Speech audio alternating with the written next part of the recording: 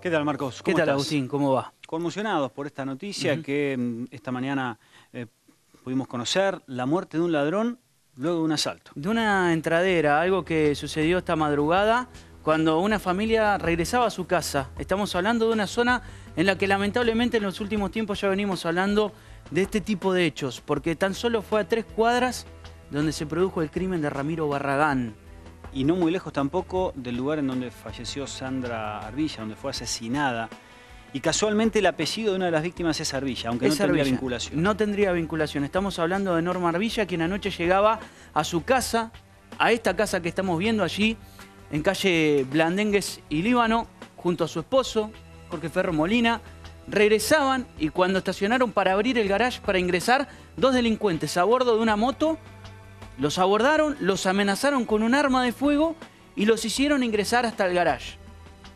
Los vecinos escucharon los gritos, principalmente de la mujer, que por la crisis de nervio no paraba de gritar.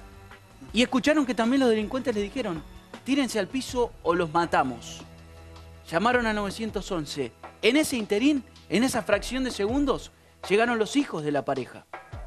Ingresaron al garage de la vivienda de Blandengue 1293 y allí comenzaron a forcejear con los delincuentes, con uno de ellos.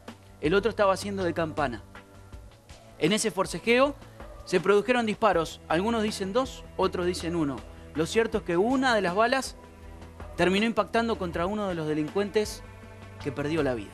El arma era de uno de los delincuentes. Eso es lo que podemos decir hasta ahora. Falta todavía que avance mucho la investigación, pero la primera versión, la versión policial, es que el arma era del delincuente. O sea que en el forcejeo, uno de los hijos de la víctima le arrebató el arma al delincuente y finalmente uno de los disparos, como en las películas, terminó impactando contra el cuerpo del propio malviviente. Que perdió la vida en el acto. Los integrantes de la familia tuvieron algunas lesiones producto del forcejeo y de los golpes. De hecho, hay una mujer, Norma Arbilla, la esposa, la mujer de la pareja, que está siendo atendida en la guardia del hospital municipal. ¿También utilizaban armas blancas en el momento del ataque? Es una de las versiones. Todavía falta, en realidad no hay una versión oficial. Lo poco que se conoce es esto. Todavía las víctimas no hemos conocido la palabra. Tampoco la policía ha hablado oficialmente, ¿sí? Algunos datos extraoficiales son los que han surgido. Por eso todavía todo materia de investigación. Es el relato de las víctimas. Lo primero que se tiene es una tarea investigativa que se está desarrollando y lo poco que se sabe es eso. Que los delincuentes estaban armados, que las armas eran de los delincuentes, que las personas integrantes de esta familia que fue víctima de este asalto se defendieron y que producto de esa defensa y ese forcejeo se produjo la muerte de uno de los delincuentes. Gran conmoción en el barrio por este hecho de violencia, aunque aseguran que es un sector tranquilo. Claro, están todos internados. Bueno, cuando nos levantamos ya había pasado todo. Hay temor lógico porque vemos que los vecinos por ahí no quieren hablar demasiado. No, pero es muy tranquilo acá este barrio. Nunca pasó, jamás en la vida ha pasado nada. No, acá por suerte es muy tranquilo. Nos decían que en este caso la mujer de apellido Arbilla. Sí, la mujer sí, de apellido Arbilla, sí, pero... Nada de la Arbilla que fue apuñalada o asesinada. No, nada. Por lo menos que yo sepa, nada, no. ¿Llegó a ver cómo estaban? ¿Cómo? ¿Llegó a ver cómo estaban? No. Nosotros llegamos y ya se la habían llevado, así que no escuchamos nada. Bueno, hay que decir que por ahora la policía está buscando al segundo delincuente, porque hay uno que perdió la vida, pero el otro logró escapar y está prófugo. Muy poca información oficial hasta el momento. Las autoridades policiales dijeron que están en el medio de la investigación, que por ahora no van a hacer declaraciones, aunque sí se filtraron algunos datos que tienen que ver justamente con este episodio. Y está Matías Aguirre desde el móvil para darnos quizás algún dato más de esta investigación, que por ahora todo marcaría que sería un hecho de legítima defensa. Matías, contanos dónde estás y qué está ocurriendo allí.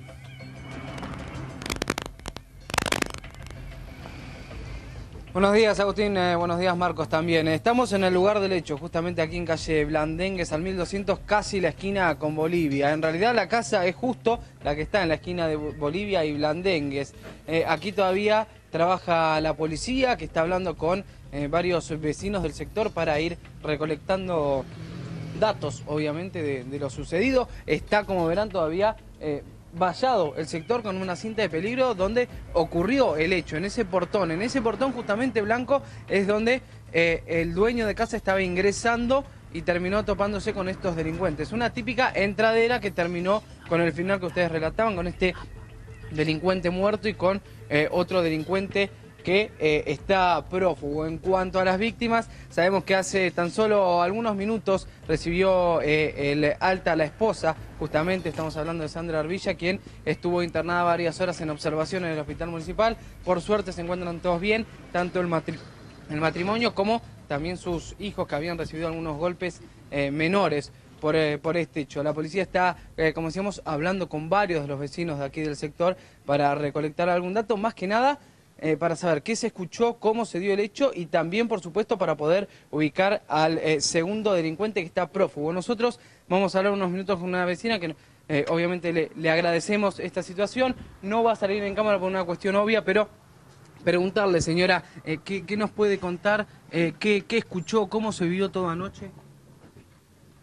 Bueno, estábamos por acostarnos y sentimos gritos y de pronto pensábamos que era el vecino con los perros, después pensábamos que era con los hijos y no, ya era más terrorífico, ¿no? Porque la señora pedía que no les robaran, que no les hagan nada y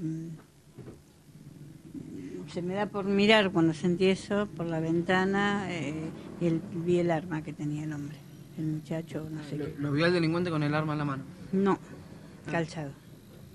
Y le daba el auto a la señora para que se fuera. Y medio como que lo quería agarrar, pero cuando vi esa situación llamé por teléfono y en ese interín se metió adentro.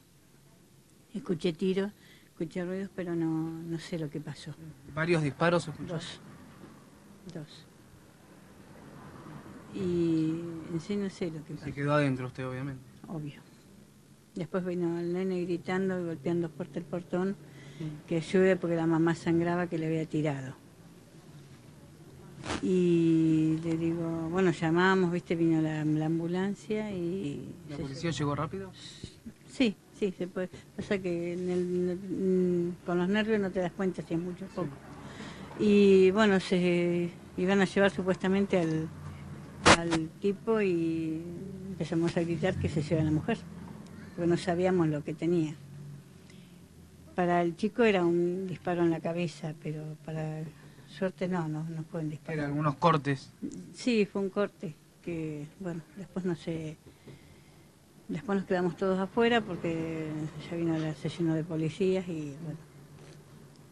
El segundo delincuente salió corriendo. Yo vi a uno solo, no voy a decir dos porque no me gusta decir lo que no vi. ¿Vio al que estaba con el arma? Lo vi porque justo me asomé al sentir los gritos y le vi el arma. ¿Chico joven? Aparentemente. Tampoco Vio mucho. con el susto, porque pensé también en los míos.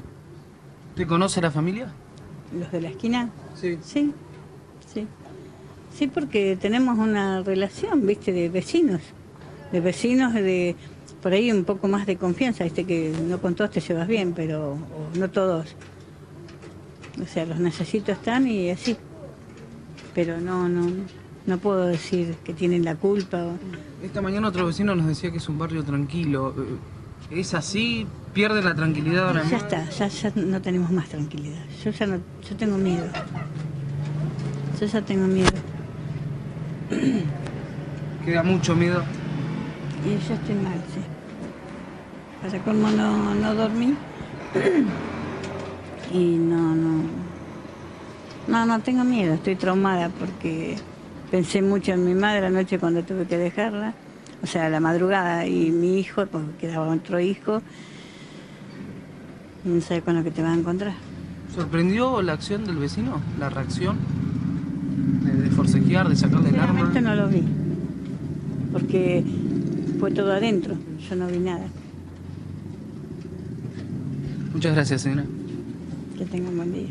Bueno, Agustín, Marcos, habrán escuchado el testimonio de una de las vecinas de aquí del sector de Blandengues al 1200, con mucho miedo, consternados, todavía casi sin creer lo sucedido aquí en calle Blandengues y Bolivia, con una situación que todavía se está hablando, obviamente no solo en la cuadra, sino en todo el barrio, con aparentemente un delincuente, un segundo delincuente que está prófugo, con una familia que se tiene que recuperar ahora. Se ha recuperado, obviamente, de lo que son las heridas y demás, han recibido todos el alta médica, pero aquí hay un trauma realmente importante. Mataron a una persona, un delincuente, obviamente, cuando se estaba robando. No hemos podido tomar contacto todavía con la familia, lo estamos intentando, pero obviamente hay que entender también la situación que está viviendo Ferro Moreno con su esposo y sus hijos después de esta madrugada realmente muy complicada y trágica que terminó con un delincuente abatido aquí dentro de su casa, dentro del portón de su casa, con 2 disparos.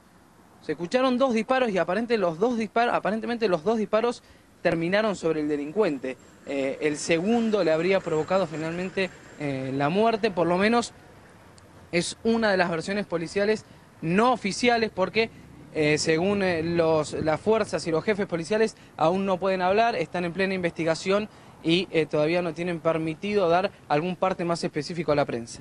Vemos que el sector está cercado, hay policía también trabajando en el lugar, hay peritos. ¿Qué movimiento se ve dentro de la vivienda? No hay peritos, hay 2 patrulleros, como lo había esta mañana. Como les comentaba, hay efectivos policiales golpeando la puerta de varios vecinos. Obviamente, para obtener testimonios, también han venido a que firmen algunos testimonios de vecinos que ya han declarado. No sabemos lo que está sucediendo dentro de la casa, ni siquiera sabemos si están dentro de la casa la familia. Consultamos a algunos efectivos policiales, obviamente hay mucho hermetismo, nos dicen que ellos no saben, que tampoco pueden dar muchos detalles. Son efectivos que están trabajando aquí en el lugar. Es orden, obviamente, de los jefes policiales no hablar. En general, no hablaron los jefes, por supuesto menos van a hablar los efectivos que están trabajando aquí. Pero bueno, nos vamos a quedar algunos minutos, vamos a ver si podemos hablar con algún otro vecino, ver si realmente la familia volvió a la casa o no. Tenemos entendido que la científica y los peritos estuvieron trabajando en la madrugada. No sabemos por qué la cinta de peligro, si es que van a volver justamente a trabajar los peritos aquí al sector, pero por lo menos por ahora queda cerrado hasta el tránsito por la vereda. Hay que tener en cuenta que hay una escuela aquí, un colegio aquí a la vuelta, a muy pocos metros. Recién había mucho movimiento justo en el horario de salida e ingreso de los chicos, pero permanece vallado aquí el sector, la casa de Ferro Moreno. Aquí en calle Blandengues, 1293 es la dirección exacta donde está la puerta de ingreso, y un poco más aquí el portón donde sucedió obviamente todo esto, esta madrugada trágica para esta familia. Bueno, lo importante es que se van recuperando y que ya han recibido la alta médica. Vamos a ver cómo sigue la causa judicial y de esto vamos a hablar ahora con Marcos. Gracias, Matías. Nos reencontramos en cualquier momento con información desde el lugar de los hechos. Y el tema es ese, la causa judicial. Matar al ladrón, lo decíamos. Todo parece indicar por los primeros datos que se trataría de un caso de legítima defensa. Pero vamos a entender un poco qué es lo que dice el Código Penal de nuestro país para este tipo de hechos. Una familia que es víctima de un robo y que en el medio de esa defensa termina con el ladrón muerto. Bueno, ¿qué es legítima defensa? Tiene 3 atenuantes en el Código Penal. Una agresión ilegítima. La necesidad racional del medio empleado. ¿Qué quiere decir esto?